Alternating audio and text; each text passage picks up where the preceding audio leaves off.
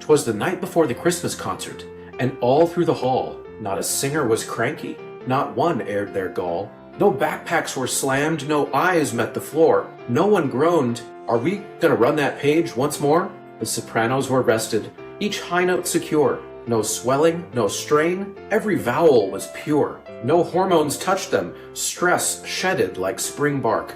No edge crept in softly when her thoughts drifted to the recent argument with Mark. The altos were thrilled with their pedal tone fate, never wishing that their tune would modulate up 8. They counted with joy. Every entrance was clean, and balance was flawless in bar 17.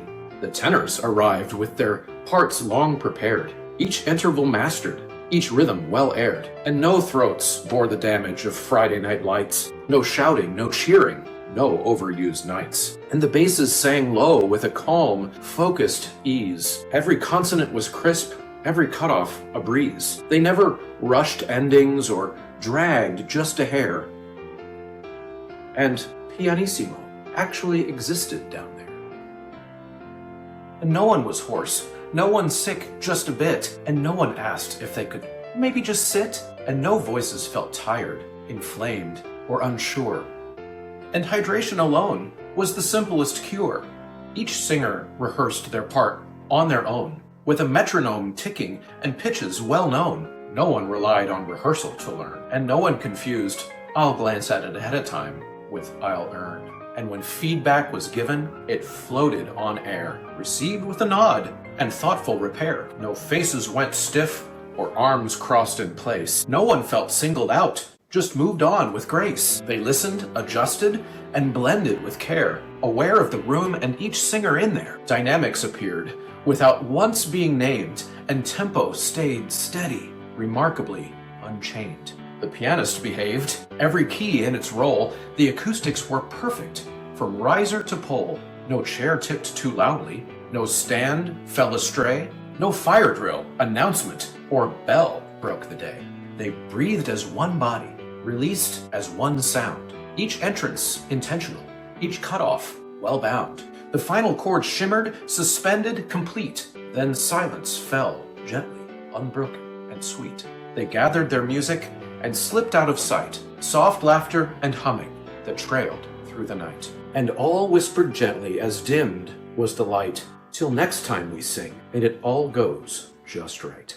Hello and welcome to the Choralosophy podcast, a weekly podcast whose mission is multifaceted. Each week when you tune in, you will find episodes that question best practices, challenge music education dogma, facilitate conversations about touchy topics, demonstrate pedagogies, and conversations where colleagues learn from each other. I hope you enjoyed that little "'Twas the Night Before Christmas" style poem that I called The Perfect Choir. I also hope that it was obvious that it was tongue-in-cheek.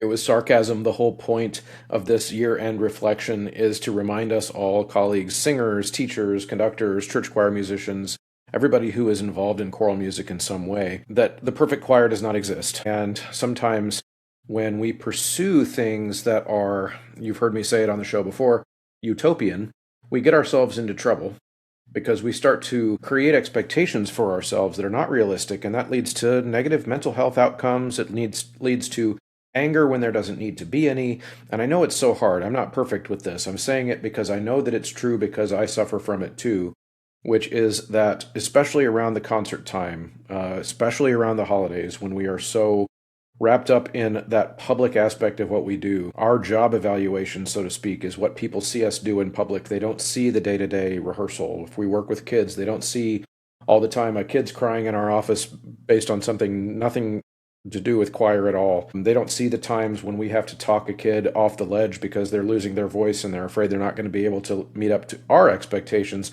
and we have to communicate to them that we also know that they are not perfect. So the perfect choir, of course, does not exist. I could do a whole episode, of course, on this, but the whole point was to create that little poem as an introduction to this episode. I hope you enjoyed that and you found some chuckles and some giggles there. Are you a director new to the profession? Or are you a seasoned director who is in a new place? One of my favorite tips for generating interest in the program and to instill buy-in is to plan a trip. There are so many options. You can go to Orlando, you can go to Ireland, or you can perform in a parade or a theme park. You can even take the stage at Carnegie Hall in New York. Wherever you end up, not only will your current crew look forward to the trip, but younger students will count the days until it's their turn to go. If you have no idea where to start, connect with Kaleidoscope Adventures at mykatrip.com. A big shout out goes to the producers and Inner Circle over at the Patreon page. These are folks that are really dedicated to keeping the lights on here at this show. Venture Studios, Chandler Smith, Brian Long, Michael Herron, Kyle Peterson, Steve and Kathy Kakachik, David Kowalczyk, Max Jackson, Angie Schilling, Rebecca Chalk, RJ McCracken, Michael Shimp, and Kyle Siddons.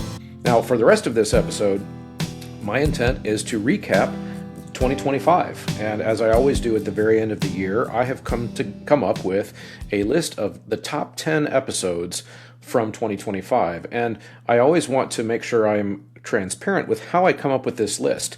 This is an audience favorite list. However, it's important to remember that Choralosophy is no longer just a podcast. I would say for the first 3 years of the show, it was really just a podcast. There were no real videos to speak of.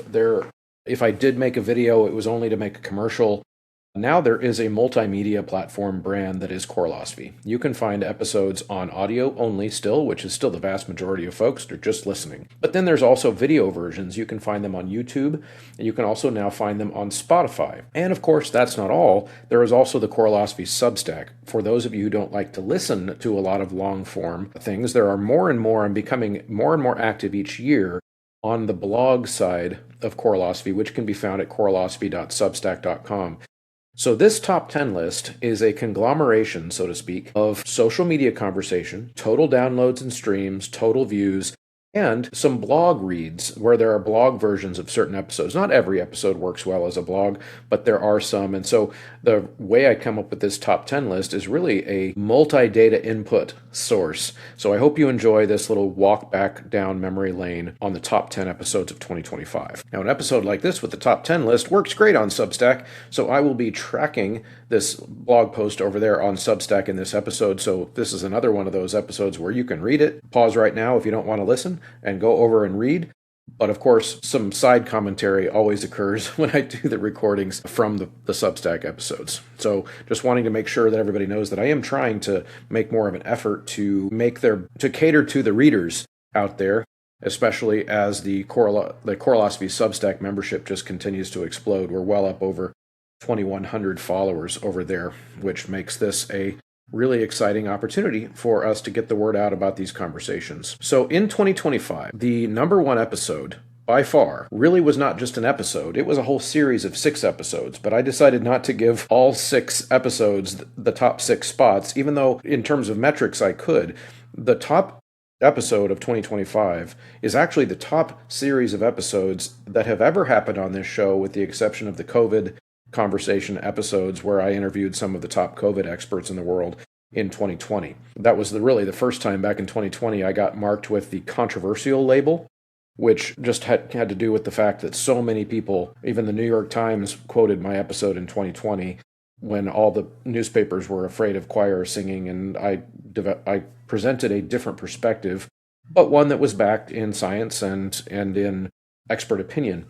And that created a really, really high level of visibility for the show, just to give you a frame of reference. And not since then has there been an episode series on this show that reached this many people. And it was the First Days of Choir series.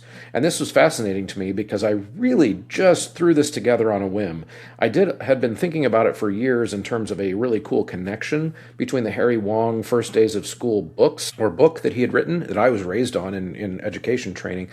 And I saw so many choir parallels over the years that I decided, kind of last second, to just open up the First Days of School book by Harry Wong and go through it chapter and verse, but make it explicitly connected to choral vocal music and music in general education, because his book, of course, is tailored really more to the elementary school classroom in terms of its examples, with applications at the secondary level, middle school level, all of those things. But I decided that I thought it would be valuable to folks and to myself, but leading into last school year, to this current school year, to make those connections for music educators. And boy, howdy, did the audience respond. It was incredible. Led to August and September being the two biggest months in this show's history, with the exception of April, May, and June of 2020, which is a record that I don't know, don't really want to go back and discuss on a regular basis because it was, as I call it, the dark times.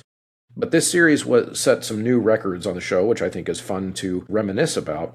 This multiple episode series reframed the opening days of choir not as community building theater, but as the moment where culture, expectations, and musicianship are set, whether we do it on purpose or not. And so in that series, I suggest that we should do it on purpose and that we should have a plan. So you can find that entire series on a new sub-page on the website. It was a big enough deal that I created its own page. And so you can go to choralosophy.com/firstdaysseries, all one word in the trailer there of the web address. So choralosophy.com/firstdaysseries. Now this series mattered in addition to the audience response, because if you don't design the culture of your choir program or music education platform and program in the first 10 days or so, your students will. So check out that series if you have not already. So we're going to call it number 3, and this was episode 260, The World is Your Chorister, with Jonas Rasmussen. One of the most powerful ways to shape hearts and minds as we advocate for our art form is to let them see behind the scenes. And Jonas has been doing that with his viral choir warm-ups for a while now, and they are super popular.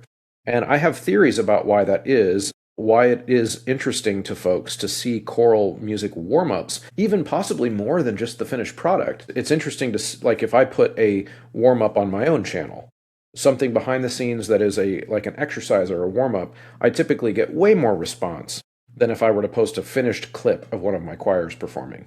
And so that's always been intriguing to me, because you'd think it's kind of a little bit counterintuitive to think about how the finished product would be less interesting to folks, but I think it's an authenticity thing. I think people like to see the behind the scenes. Or you could even say with other, like, female influencers sometimes who do the get ready with me videos. Those are popular for the same reason. It's a behind the scenes look before the finished product, so that we can see who the person really is. And I think for choirs, that is striking a nerve. And so Jonas came on to talk about that, but we also had some fantastic conversation about the way choir functions differently in his culture in Denmark than it does in mine in the United States. This episode mattered because Jonas, along with other recent international guests, have done wonders for broadening the discussion beyond the American music education system on this show. One of my goals since the very beginning is to reach a more global audience. And in 2025, one of the exciting things is that the share of this audience that is American has fallen dramatically. And no offense to my American friends and colleagues, but I have been doing this on purpose. I would like to have this not be an American choral director's show. And so we've fallen all the way from 95% American to 80% American in just the last year. So that's actually exciting, especially because I've been kind of reaching out to choral leaders from around the country, around the world, I should say, from South America, from Africa, from several European countries, just to get a sense of what it is that choir means to them in their various corners of the world. So top episode number 4 goes to number 268, More Music for More Students, with Shane Calhoun. Now, this episode was exciting because it involved some real philosophical debate, some real philosophical disagreements, which I would put in the category of probably the number one music education philosophical debate that, unfortunately, outside of this show, you will probably never hear a conversation between two people who hold the opposite views in terms of what does it mean for a music education environment to be inclusive. Now, Shane and I agreed on lots of different things in this episode, and we've had many text conversations since then about the ways that we agree and we disagree, but the disagreements are crucial because without some kind of a synthesis on these different ways of viewing what music education can and should be, it's very difficult for us to advocate for policy. So, of course, I've been on the record on this show trying to make the argument for years that I think choral music, a choir music class in a school, is the most inclusive single class you could choose. And my metric for measuring that is different than Shane's. He's thinking of it as in more of a genre-based, what do the students want, student-led, student-centered. And I'm thinking of it more from the institutional side, which is that I think choir is the most inclusive because the barrier of entry is super low. It doesn't cost anything. You could set up a choir program with nothing more than a room and some paper. And so I think of it from a different perspective completely, and you get to hear those two perspectives have their opinions actually aired out in the same space, because in music education we're not very good at sharing space with those who disagree with us. And of course, many have the attitude of it's problematic to platform the opinion of the person who you don't agree with. But on this show, it's actually the opposite. I'm trying frequently throughout the year, all the time, to get people who don't agree with me about stuff to come on. Most of the times they say no for all of those reasons. They don't want to be challenged on their ideas. But Shane, to his credit, was fine. Let's throw the gloves down. Let's talk about it. And as I mentioned, we came up with more agreements than disagreements, and I think it would happen that way with most folks out there who might have a different music education philosophy than I do. So I think that episode generated a ton of online conversation, which is why I included it in the list. It happened relatively late in the year, so not at the top of the download list because it's too recent, but it generated a ton of online conversation. Episode number 5 on the list is number 248, What is a Vowel Made Of?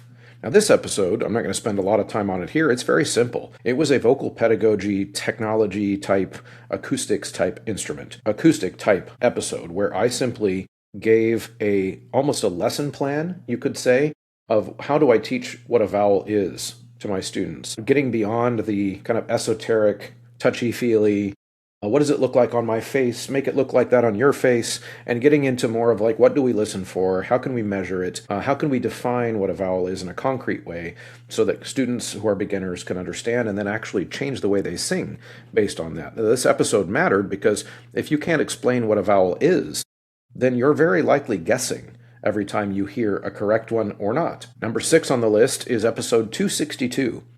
How to avoid making your singers worse. Now, this is a very similar type of episode in that it was relatively short and relatively simple, but tied to some very key and important vocal pedagogical concepts that are important for teachers of singing. Now, this episode was not comfortable for the audience by design.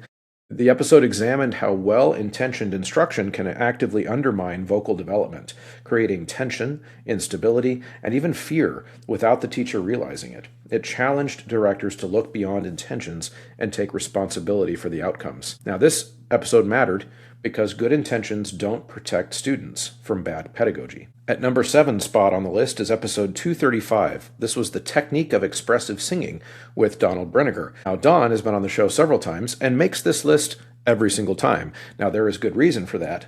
He is a great conversationalist, but one of the things that's great about Don when he comes on the show is he is like almost distilling information into short amounts of time to the point where every little part of the conversation is jam-packed with usable information. And I think that's why his episodes resonate with folks.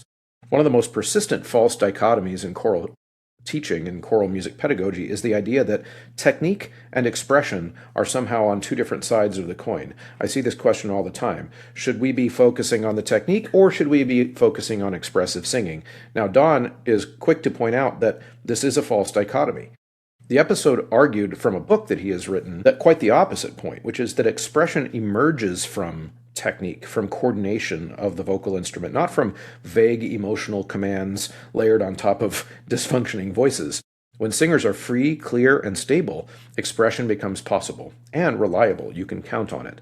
This episode mattered because expression without technique isn't really artistry. It's just well-intended noise. In the 8th spot, episode 236 is Unlocking Student Musicianship with Cindy Ellis. If students can't function musically without the teacher, the musicianship hasn't been taught. Dependence has. But as Cindy explains from her experience in one of the most phenomenal choral programs in the United States, this takes time. Infrastructure and pedagogy has to be a combination of all those things.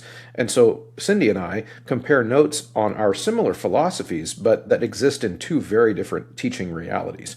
And what can we expect from ourselves? We, of course, get to hear a lot about Cindy's methods in that episode, but we also are then able to touch on the fact that we all operate within different contexts when we teach, and it's important not to compare ourselves to each other, especially the Instagram version of each other's careers.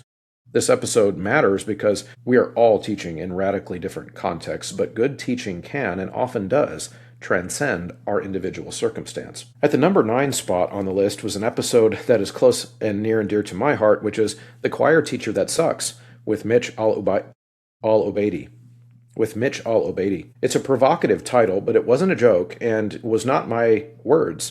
It was the words of my guest, Mitch. Mitch joined the conversation to weigh in on why he resigned his teaching position and why he was feeling despondent about his skills in the area of leading a choir. The episode confronted some very common emotions and obstacles faced by young teachers. Most of the discussion centered around two buckets: unrealistic expectations and the lack of preparation and training.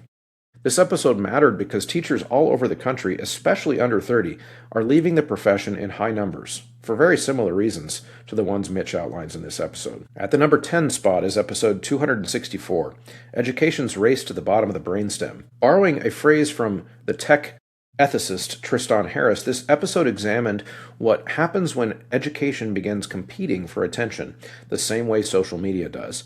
It challenged the over-reliance on gamification, dopamine chasing, and the uncritical use of meet them where they are as a buzz phrase or expression, when where they are might be fragmented, dysregulated, and exhausted. And it's not okay to meet them where they are and then leave them there. This episode mattered because if learning has to entertain to survive, it won't survive long. These episodes weren't designed to be comforting, they were designed to be useful. Then, together, they argue for a version of music education that trusts students with challenge, teachers with responsibility, and learning with time. It's not trendy, and it's not durable. So if you're new here to the Choralosophy podcast within the last year or two, this list is a really good place to start if you're trying to get caught up. If you've been listening all year, thank you for staying around for those hard conversations.